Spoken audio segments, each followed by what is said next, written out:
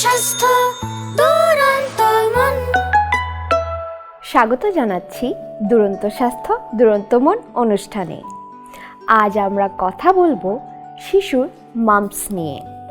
এ বিষয়ে কথা বলতে আমাদের সাথে উপস্থিত আছেন নাক কান গলা বিশেষজ্ঞ অধ্যাপক ডাক্তার নাসিম ইয়াসমিন। আপা, আপনাকে স্বাগত জানাচ্ছি। আপনাকেও ধন্যবাদ আমাকে আমন্ত্রণ জানানোর জন্য। আপা, আমরা ছোটবেলায় মাম্পসের ব্যথায় কম বেশি সবাই ভুগেছি। এই মাম্পসটা আসলে কি এবং এই বিষয়ে যদি আমাদের একটু বুঝিয়ে বলতেন। আমাদের অনেকগুলো লালা গ্রন্থি আছে, তার মধ্যে সবচেয়ে বড়টির নাম হচ্ছে প্যারোটিড গ্ল্যান্ড। তো এইটা থাকে আমাদের কানের সামনে, একটু নিচে এবং গালের দুপাশে।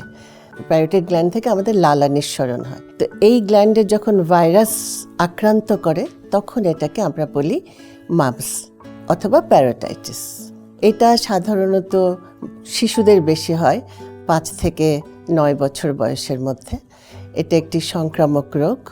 আপনি বললেন যে মাম্পস এক ধরনের সংক্রামক রোগ, তাহলে কোন ধরনের জীবাণু দিয়ে মূলত মাম্পস সংক্রমিত হয়ে থাকে? এটা এক ধরনের ভাইরাস দিয়ে সংক্রমিত হয়। এই ভাইরাসটার নাম হচ্ছে প্যারামেক্সোভাইরাস। তো এটা ভাইরাসজনিত রোগ, কোনো ব্যাকটেরিয়া বা কোনো ফাঙ্গাল ইনফেকশন, এটা ভাইরাস দিয়ে। তাহলে শিশুদের মধ্যে মাম্পস কিভাবে ছড়ায়? এটা সাধারণত বাচ্চারা বা বড়রাও হাঁচি, কাশি, কথা বলা এগুলোর মাধ্যমে ছড়ায়।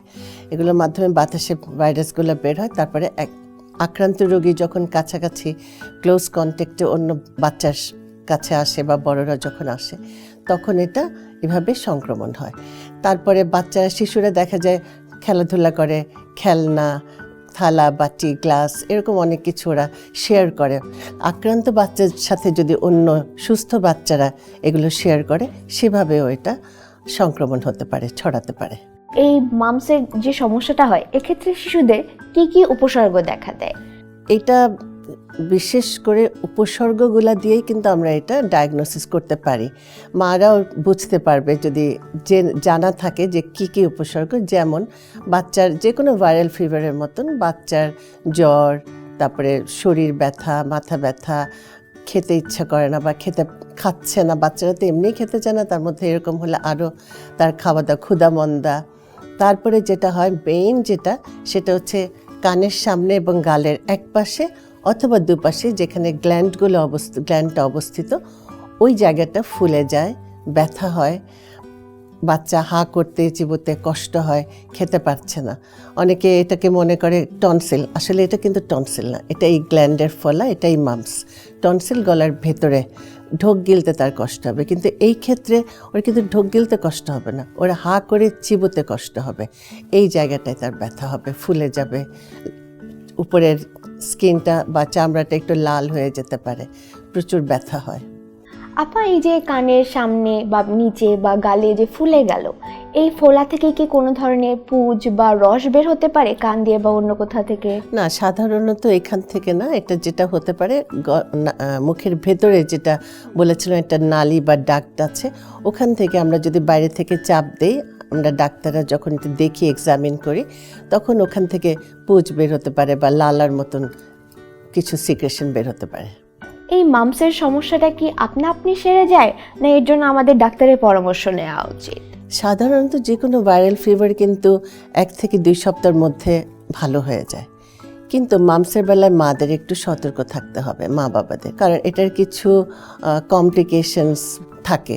তো সেই জন্য আমরা যেটা করি যে মাম্পস যদি হয়, মারা যখন এই যে আজকে শোনার পর নিশ্চয় মারা বুঝতে পারবেন যে মাম্পসটা কী জিনিস, তখন মারা অবশ্যই বিশেষজ্ঞ ডাক্তারের কাছে পরামর্শ নিতে পারেন। তবে একটা কথা, যদি যারা গ্রামে গঞ্জে আছে তাদের তো বিশেষজ্ঞ নাও পেতে পারেন, তখন তারা যেটা করবে, কাছাকাছি যে চিকিৎসক বসেন, জেনারেল ফিজিশিয়ান, তার কাছে যাবেন, চিকিৎসা নেবেন। চিকিৎসা নেওয়ার পরে উনি যদি মনে করেন যে নাক কান গলা বিশেষজ্ঞের কাছে যেতে হবে, উনি পাঠিয়ে দেবেন। সাধারণত এইভাবে এটার চিকিৎসা করা লাগবে, এমন না যে চিকিৎসা ছাড়া এটা হয়ে যাবে। আপনি বললেন যে মাম্পস থেকে কিছু ভয়াবহ জটিলতাও দেখা দিতে পারে। এক্ষেত্রে শিশুদের আর কি কি সমস্যা হতে পারে? হ্যাঁ, এই মাম্পস থেকে বেশ কয়েকটা জটিলতা দেখা যেতে পারে। যেমন বাচ্চা কানে কম শুনতে পারে, শ্রবণ শক্তি কমে যেতে পারে, তারপরে পেটে ব্যথা হতে পারে। প্যানক্রিয়াস বলে একটা জিনিস আছে আমাদের শরীরে, প্যানক্রিয়াটাইটিস বলি, ওটাতে প্রদাহ হতে পারে, তার জন্য পেটে ব্যথা। মেয়েদের ছেলেদের আলাদা আলাদা কিছু লক্ষণ পাওয়া যেতে পারে, যেমন মেয়েদের বেলায় তাদের ডিম্বাশয়ে তলপেটের দুপাশে ব্যথা হতে পারে, ডিম্বাশয় আক্রান্ত হতে পারে। ছেলেদের বেলায় তার অন্ডকোষ ফুলে যেয়ে ব্যথা হতে পারে। তো ব্রেইনের যে পর্দা আছে, মাথার কাছে যে ব্রেইনের যে পর্দা আছে, সেই পর্দায় সংক্রমণ হয়ে মেনিনজাইটিস বলে একটা রোগ, সবাই আশা করি জানেন, মেনিনজাইটিস হতে পারে। তো এই ধরনের অনেক কমপ্লিকেশনস বা জটিলতা হয় বলেই মামসের প্রতি সবার একটু এটাকে অবহেলা করা উচিত না, এটা অবশ্যই যত্ন নেওয়া উচিত এবং চিকিৎসকের শরণাপন্ন হওয়া উচিত। আপা, মামস তো বা গ্রন্থিটা ফুলে যাচ্ছে কানের কাছে, তাহলে তা থেকে প্যানক্রিয়াটাইটিস বা হচ্ছে বিভিন্ন ধরনের ব্রেনের সমস্যা বা পেটের সমস্যা হচ্ছে, এগুলো কেন হয়? এগুলো ভাইরাসের জন্য। ভাইরাস যে কোনোখানে চলে যেতে পারে, নার্ভ দিয়ে, বিভিন্ন ব্লাড স্ট্রিম দিয়ে, রক্ত সার্কুলেশন দিয়ে, যে এখানে প্রদাহ সৃষ্টি করে। ব্রেনে যেতে পারে, প্যানক্রিয়াসে যেতে পারে, বিভিন্ন অর্গানে, শরীরের বিভিন্ন জায়গায় সে চলাচল করতে পারে এবং আক্রান্ত করে। আবার মুখ দিয়েও যে লালা বের হয়, ওটাও পেটে যাচ্ছে, ওখান থেকেও আমাদের রক্ত সঞ্চালন ওই সিস্টেমে চলে যাচ্ছে। এটা যেটা হয়, মুখে যে আমাদের মুখের ভেতরে কিন্তু অনেক ধরনের জীবাণু থাকে। কিছু জীবাণু আমাদের ক্ষতি করে, আর কিছু জীবাণু কিন্তু ওরা কিন্তু আমাদের বন্ধুর মতন আমাদেরকে রক্ষা করে। তো এই ব্যাকটেরিয়াগুলো, ভাইরাস যখন আক্রান্ত হয়, তখন মুখ যদি আমরা পরিষ্কার না রাখি, তখন এই বন্ধুগুলো তখন আমাদের শত্রু হয়ে যায়। তখন সেকেন্ডারি ব্যাকটেরিয়াল ইনফেকশন হয়। সাধারণত এটাতে অ্যান্টিবায়োটিক লাগে না, কিন্তু এইটার কারণে আমাদের অ্যান্টিবায়োটিক দিতে হয়, ব্যাকটেরিয়াগুলো যাতে সেকেন্ডারি ইনফেকশন না করে সেটার জন্য। আপা, আপনি বললেন যে হচ্ছে মামস হওয়ার পরে 2-1 সপ্তাহের পর আপনি সেরে যেতে পারে, কিন্তু এই সারার মধ্যে মানে ঘরোয়াভাবে আমরা মামস হইলে সেই শিশুর যত্ন কিভাবে নেব? এটা খুবই একটা সুন্দর প্রশ্ন। সেটা হচ্ছে, যত্নটা নর্মালি বাচ্চাদের কিন্তু আমরা শেখাই 2 বেলা দাঁত ব্রাশ করা, তো এখানেও তাই করতে হবে। মুখটা পরিষ্কার, মুখের ওরাল হাইজিনটা অবশ্যই মেনটেন করতে হবে, মুখ পরিষ্কার রাখতে হবে, যে কোনো কিছু খাওয়ার পরে কুলি করে নিতে হবে বা পানি খেয়ে নিতে হবে। 2 বেলা দাঁত ব্রাশ করবে। তারপরে এখানে অনেক সময় আমরা যখন ফুলে যায়, আমরা একটু মাসাজ করি যাতে করে ডাকটা খোলা থাকে, এখানে যেন ডাক্টের মুখটা যেন গ্ল্যান্ডের নালীর মুখটা যেন বন্ধ না হয়ে যায়। বাচ্চাদেরকে আমরা অনেক সময় চুইংগাম চিবোতে বলি মামস হলে, তো চুইংগাম চিবোনোর পরে অবশ্যই দাঁত ব্রাশ করে নিতে হবে, কারণ যেহেতু এটা মিষ্টি, তো চুইংগাম চিবানোর পরে দাঁত ব্রাশ করে নিতে হবে। অবশ্যই সেটা মা যেন সেদিকে লক্ষ্য রাখেন, না হলে তা থেকে আরো অন্য ধরনের দাঁতের সমস্যা হতে পারে। এই জন্য আর ছোট শিশুরা তো মিষ্টি জাতীয় বা চুইংগাম চকলেট অনেক পছন্দ করে।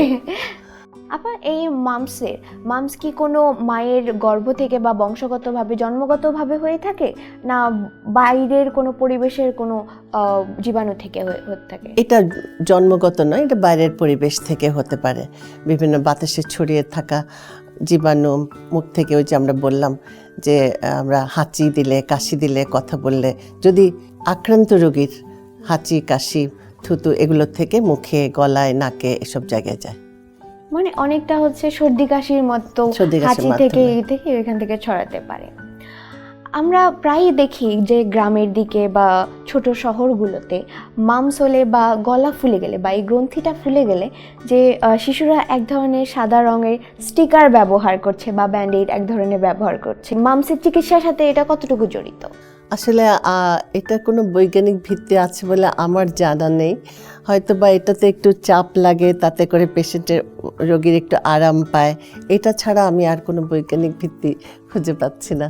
যেহেতু মামস এক ধরনের ভয়াবহ জটিলতা রয়েছে, এমনকি শিশুরা তাদের শ্রবণ শক্তিও হারাতে পারে, এই ধরনের জটিল রোগ না হওয়ার জন্য কোনো কি প্রতিষেধক ব্যবস্থা রয়েছে? এটার জন্য একটা টিকা আছে, যেটার নাম হচ্ছে MMR।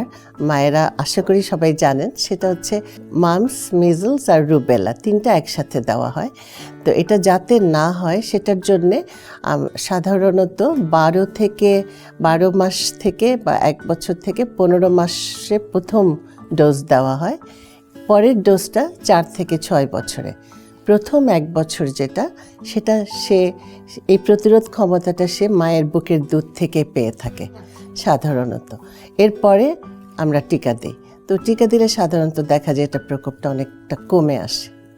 টিকা দিলে কি আর ভবিষ্যতে মামস হওয়ার সম্ভাবনাটা থাকে না? কথাটা তা না, একেবারে যে হবে না তা না। অনেকের টিকা দেওয়ার পরও হয় কি সেই টিকার যে প্রতিরোধ ক্ষমতাটা, ওটার প্রতিরোধ ক্ষমতাটা অনেক সময় ধীরে ধীরে কমে আসতে থাকে। যখন কমে যায় তখন হয়, বাট এত ভয়াবহ আকারে হয় না।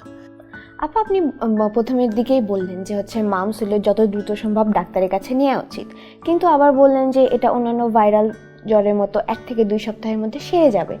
সেক্ষেত্রে কত দিনের মধ্যে আমাদের কি আদৌ বাসায় অপেক্ষা করা উচিত 1-2 সপ্তাহ, নাকি যখনই দেখবো যে আমাদের গালটা ফুলে যাচ্ছে শিশুর, তার সাথে সাথে আমাদের শিশুদেরকে ডাক্তারের কাছে নিতে হবে? না, আমার মনে হয় যখন ফুলে যাচ্ছে তখন অবশ্যই ডাক্তারের কাছে নিয়ে যাওয়া উচিত, কারণ আমরা এটার সাথে অনেক আরও কিছু ওষুধ অ্যাড করি যাতে করে তার কমপ্লিকেশনসগুলো, জটিলতাগুলোর থেকে যাতে সে রেহাই পায়। সেজন্য ডাক্তারের কাছে নিয়ে যাওয়া উচিত। ফুলে গেলে সাথে জ্বর, ফোলা এগুলো থাকলে, খেতে পারছে না, চিবোতে পারছে না, তখন অবশ্যই নিয়ে যাওয়া উচিত। মামস হলে যেহেতু শিশুদের চিবোতে সমস্যা হয়, তারা খেতে পারে না, খাওয়া দাওয়া একটা অনীহা দেখা দেয়, সেক্ষেত্রে বাবা মায়েদের কোন ধরনের খাবার শিশুদের বেশি দেওয়া উচিত? মামস হলে যেটা দিতে হবে, প্রচুর পানি খেতে হবে যাতে করে মুখটা ফ্লাশ মানে পরিষ্কার থাকে। পানি, শরবত সবই খেতে পারবে। পানি জাতীয় খাবারটা বেশি করে খাবে, তরল জাতীয় খাবারটা। তারপরে তার সাথে নরম খাওয়া, ও তো শক্ত এখন চিবোতে পারবে না, সেজন্য তাকে নরম খাওয়া দিতে হবে। যেমন নরম ভাত, পাতলা খিচুড়ি, জাউ ভাতও দিতে পারা যাবে।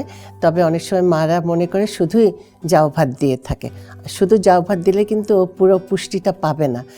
জাউ ভাতের সাথে মাংস মানে প্রোটিন, ফ্যাট, এগুলো সব কিছু দিতে হবে। মাংস, ডিম সব কিছু মিক্স করে নরম করে, যাতে শিশুর বেশি চিবোতে না লাগে, যেন দিলেই যেন সে গিলে ফেলতে পারে, সেইভাবে তার খাবার দাবার তৈরি করে খাওয়াতে হবে। এই খাবার দাবারে তাহলে সব ধরনের খাবারই খেতে পারবে, না কোনো খাবারে নিষেধ রয়েছে?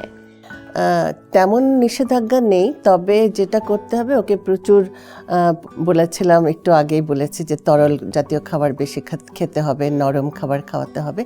নরম খাবারের মধ্যে যেমন ফিরনি, পায়েস, সুজি, তারপরে পাতলা খিচুড়ি নরম করে ওকে দিতে হবে, যাতে করে বাচ্চা পুষ্টি পায়। সবই খাবে, ডিম, দুধ, মাছ, মাংস সবই খাবে, কিন্তু মিশিয়ে নরম করে। আর টক খেতে আমরা সাধারণত অনেক সময় মানা করি, কারণ টক খেলে এটা আরও বেশি লালাটা আরও বেশি নিঃসরণ হয়ে গ্রন্থিটা ফুলে যায়, তাতে করে ওর ব্যথাটা আরও বাড়তে পারে। সেজন্য আমরা অনেক সময় টক খেতে মানা করি। এক্ষেত্রে কি লেবুও খাওয়া যাবে না? লেবু বা মৌসুমী ফল যেটা একটু টক টক হয়, এগুলো খাওয়া যাবে না? সামান্য টকে কিছু সমস্যা নাই, তবে অতিরিক্ত টক, সাইট্রাস ফ্রুট যেগুলো বলি, সেগুলো আমরা সাধারণত একটু কম খেতে বলি। যেমন লেবু, কমলা লেবু, মালটা, এই ধরনের খাবারটা একটু কম খাওয়াই ভালো বা এড়িয়ে যাওয়াই ভালো। এক্ষেত্রে আমরা কখনোই চাইবো না একজন শিশু মামসে আক্রান্ত হোক। আমাদের শিশুদের মামস থেকে মুক্ত রাখতে আমাদের করণীয় কি হতে পারে? আমাদের যেমন মায়েদের লক্ষ্য রাখতে হবে বাচ্চারা যেন পরিষ্কার পরিচ্ছন্ন থাকে, খেলাধুলা করে এসে যেন হাত পা মুখ হাত ধুয়ে সুন্দর করে বসে, যাতে করে ময়লা হাতে কোনো খাবার মুখে না দেয়। তারপরে যেমন ধরে স্কুলে কোনো বাচ্চার মামস হলো, সাধারণত স্কুলে যায় এরকম বাচ্চাদের বেশি হয়, 5 থেকে 9 বছর, 7 বছর, 9 বছর বয়সে বেশি দেখা যায়। তখন যেটা করতে হবে, বাচ্চা যদি আক্রান্ত হয় তাহলে বাবা মার উচিত বাচ্চাকে স্কুলে না পাঠানো, অন্তত 5 থেকে 7 দিন। বাচ্চাকে যদি পাঠানো হয় তাহলে কি হবে, অন্য বাচ্চারা আক্রান্ত হবে, কারণ এটা তো ছোঁয়াচে রোগ। তো এটা একটা করতে হবে। আর হচ্ছে বাচ্চাকে পরিষ্কার পরিচ্ছন্নতা রাখবে। অন্য বাচ্চা, বাসার অন্য যারা ভাই বোন আছে তাদেরও কিন্তু হয়ে যেতে পারে। সেজন্য এই বাচ্চাকে একটু যতটুকু সম্ভব আলাদা রাখা, তার থালা, বাটি, গ্লাস এগুলো একটু আলাদা করতে পারলে, সম্ভব হলে এরকম করাটা ভালো, যেহেতু এটা একটা ভাইরাস জনিত রোগ এবং সংক্রামক রোগ। এক্ষেত্রে আমাদের স্কুলের শিক্ষকদেরও একটা ভূমিকা থাকে যে সেই বাচ্চাদের যেন তারা যত্নটা ভালো করে রাখতে পারে, তাদেরকে যেন একটু যতটা পারা যায় একটু আলাদা করা বা এই ব্যাপারে অভিভাবকদের জানানো, সব মিলিয়ে যখন সতর্ক থাকবে তবে এই রোগকে আমরা প্রতিরোধ করতে পারবো। ঠিক বলেছেন। এটা আসলে শিক্ষকদেরও একটু খেয়াল করতে হবে। ওনারা যদি দেখেন যে বাচ্চা এরকম ফুলে যাচ্ছে, বাচ্চার জ্বর আসছে, অনেক সময় বাচ্চাদের হয়তো স্কুল থেকেই নিয়ে আসলো, তখন তো মা বাবা জানে না, হয়তো বাচ্চা দেখা গেল জ্বর ফোলা, তখন অভিভাবককে জানাতে হবে যে আপনার বাচ্চার এরকম অসুস্থ মনে হচ্ছে, আপনি একটু ডাক্তারের কাছে নিয়ে যান। তো এরকম নিয়ে যাবে, মা বাবাকে জানাতে হবে। প্লাস শিক্ষকরা এটাও মানে জানতে হবে যে এই বাচ্চা, এটা যেহেতু সংক্রামক রোগ, এই বাচ্চা কদিন স্কুলে যাতে না আসে, এটা একটু অভিভাবককে বলতে হবে, কারণ আসলে অন্য বাচ্চারা আক্রান্ত হবে। এইভাবে এটাকে প্রতিরোধ করা সম্ভব। আপা, আমরা আজকে মামস সম্পর্কে অনেক কিছু জানলাম। আমাদের বাবা মায়েদের উদ্দেশ্যে যদি এ ব্যাপারে আপনার কিছু পরামর্শ থাকে। মামস তো জানলেনই, এটি একটি সংক্রামক রোগ। এটা ভাইরাসজনিত রোগ। তো এটা বিভিন্ন হাঁচি কাশি কথা বলা, বিভিন্ন একজন আরেকজনের আক্রান্ত রোগের কাছাকাছি যদি একজন আসে তাহলে সে সংক্রমিত হতে পারে। তো এই জন্যে আমার মনে হয় যে বাবা মায়ের এটা বিশেষভাবে এটা দৃষ্টি দেওয়া উচিত। বাচ্চাকে পরিষ্কার পরিচ্ছন্ন রাখা, বাচ্চার দুই বেলা দাঁত ব্রাশ করানো, মুখটা পরিষ্কার রাখা, কোনো মিষ্টি কিছু খেলে মুখটা পরিষ্কার রাখতে হবে, পানি খাওয়াতে হবে। তারপরে মামসায় আক্রান্ত বাচ্চার কাছ থেকে কিছুদিন দূরে রাখতে হবে। নিয়মিত টিকা দিতে হবে, টিকাটা যেন ভুল না হয়। নিয়মিত টিকা কেন্দ্রে যেয়ে সময় মতো টিকাগুলো যেন দিয়ে দেয়। আমার মনে হয় মামস হলে ভয়ের কিছু নেই। অবশ্যই নিকটবর্তী বিশেষজ্ঞ চিকিৎসকের কাছে, যাদের পক্ষে সম্ভব তারা যেন অবশ্যই চিকিৎসকের পরামর্শ নেন। আরও একটা কাজ করতে পারে, সেটা হচ্ছে বাচ্চারা মাস্ক ইউজ করতে পারে। আগে যেমন আমরা করোনার সময় সবাই মাস্ক ইউজ করতাম। আমার মনে হয় যে মাস্কটা কিন্তু আসলে একটা খুব ভালো জিনিস। করোনা ছাড়াও আমাদের ইউজ করা উচিত। এত ধুলাবালি, এত মানুষ আমাদের দেশে, এত মানুষজন, প্রত্যেকের হাঁচি কাশি সব কিন্তু একজন আরেকজনের সাথে যাচ্ছে, আরেকজনের মুখে যাচ্ছে। সেই জন্যে মাস্ক ব্যবহার করা খুব ভালো একটা নিয়ম আমার কাছে মনে হয়। এটা সবাই যদি এটা ইউজ করে বা ব্যবহার করে, আমার মনে হয় এটা খুবই ভালো হয় সবার জন্য। আপা, আমরা আজকে অনেক কিছু জানলাম। আমাদেরকে সময় দেওয়ার জন্য আপনাকে অসংখ্য ধন্যবাদ। আপনাদেরকেও ধন্যবাদ, দুরন্ত টিভিকে অসংখ্য ধন্যবাদ যে আমাকে এখানে আমন্ত্রণ জানিয়েছেন। আমার খুব ভালো লাগলো। অনেক ধন্যবাদ সবাইকে। কথা বললাম শিশুর মামস নিয়ে। আজ এ পর্যন্তই। আগামী পর্বে আবার দেখা হবে নতুন একটি বিষয় নিয়ে, নতুন একজন অতিথির সাথে। সে পর্যন্ত সবাই ভালো থাকবেন, সুস্থ থাকবেন, আমাদের শিশুদের যত্নে রাখবেন। দুরন্ত ফেসবুকে ফলো করো এবং ইউটিউবে সাবস্ক্রাইব করো দুরন্ত টিভি।